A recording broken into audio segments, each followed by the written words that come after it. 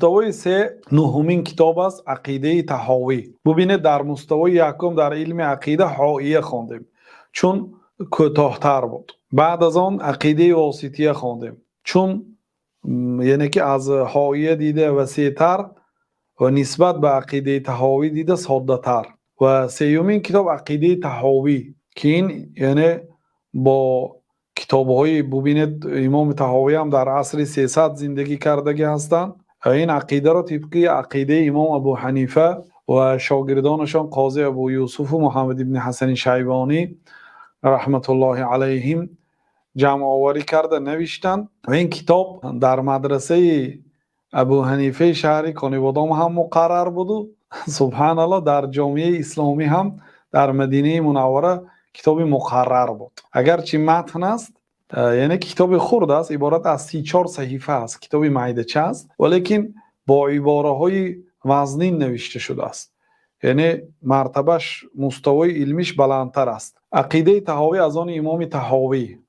این عقیده رو ما شرح دادگی هستیم ولی ثبت نشده است. انشاءالله کوشش میکنیم و ترتیب شرح دیم. متن دهم متن الورقات از آن امام جوینی امام حرمین.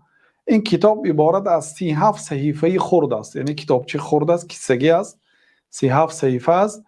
این عاید علم اصول فقه، این برای طالب علم چگونه معامله کردن با نصوص قرآن و سنت را تعلیم میدهد، یعنی چه خیلی احکام میبراره. من امروز ببینید مسئله های بانک، مسئله های انتقال مبلغ، مسئله های اینترنتی، مسئله های نماز در هواپیما یا دیگر و دیگر مسئله های نو بسیار پیدا شد. ما در این 20 سال اخیر خیلی حیات ترقی کرد، یعنی مسئله های نو برآمد که در کتاب های پیشینه نیست. قرآن نام آن مسئله های نو رو نام نگرفته است، لیکن در قرآن هست. لیکن برای از قرآن حکم این مسئله ها رو برای برآوردن فهم لازم است و این فهم هم از جانب الله تعالی عطا می شود و برای این آلت لازم است، یعنی علم های آلت.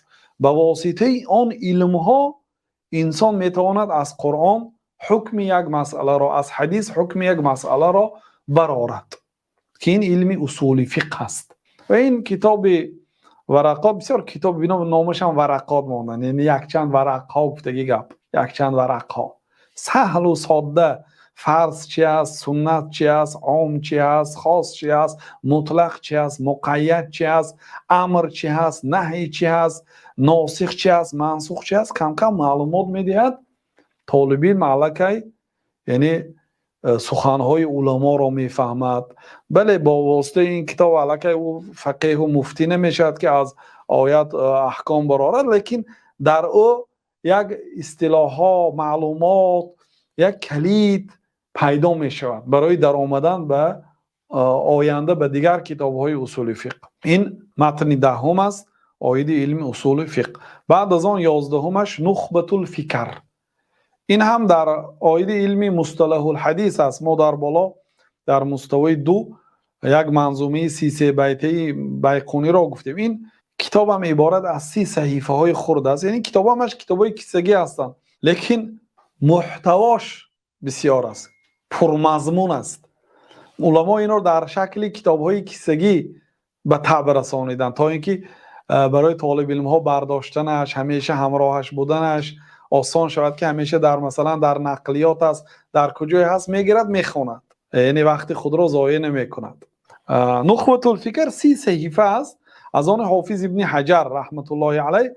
وقتی که در ابتدایش در مقدمش میگن که این کتاب ها ببینید اکثریتش از متقدمین است. حافظ ابن حجر یکی از علم از علماهای یعنی علمی حدیث هستند. یعنی کتاب ها به این شکل است برادران، به این شکل، یعنی کتاب های خرد است. این یک کتاب دارای 4 کتاب است، یعنی 4 کتاب رو در چی خودش دارد، 4 کتاب دارد در داخلش.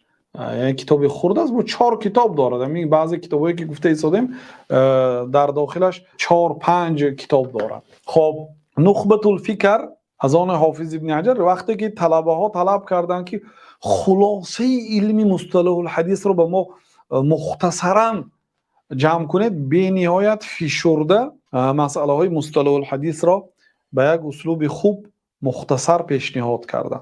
خب بعد از آن 12مین کتاب مختصر القدوری فی مذهب الحنفی. مختصر قدوری در مذهب حنفی. این کتاب عبارت از 12,000 مسئله هست. یعنی در داخل این کتاب به 12,000 سوال جواب می‌یابید. 12,000 مسئله را حکمش را بیان کردند که فرض است، واجب است، حرام است، مکروه است، صحیح است یا مفسد است، فساد است بیع مثلا بیان کردند.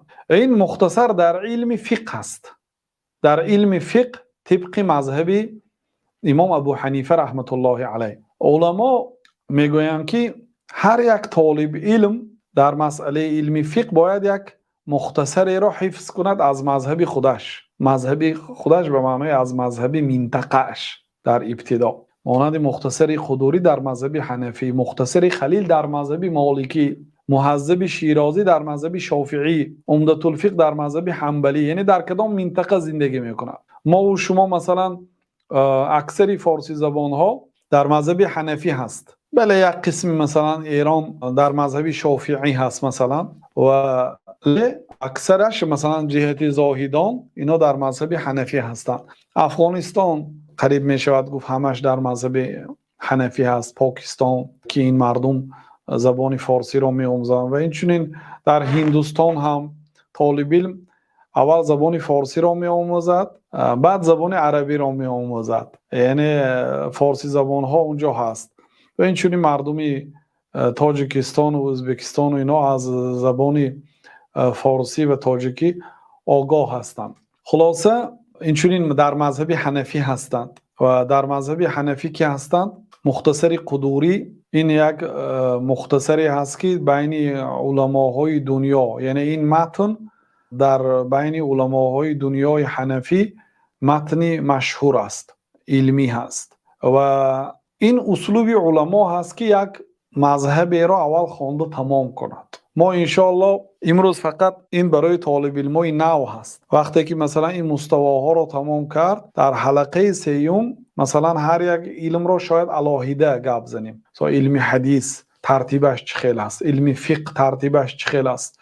علم عقیده ترتیبش چه خیلی است، علم تفسیر ترتیبش چه خیلی است، علم سیره تاریخ ترتیبش اول کدام کتاب را خواند سپس کدام را سپس کدام کتاب را به ترتیب شاید یک مجلس علاهیده میکنیم. اما این یعنی از هر یک فن باید طالب علم جمع آوری کند و این اسلوب علما هست. یگان کس نگوید که برای چی اینجا مذهب پیدا کردی. شیخ الاسلام مذهب حنبلی را آموختن اول. حافظ ابن حزم ظاهری پیش از آن که مذهب ظاهری را یعنی که خوانند و به مذهب ظاهری درآیند اول مذهب مالکی میخواندند، چون در اندلس مذهب مالک رایج بود. یعنی این از پیش خود نمیگیم، هر یک عالم متمکن در یک مذهب اول علم می آموخت، مذهب خود را پوره می آموخت، بعد با دیگر مذهب ها مقارنه میکنه. فقه مقارن هست.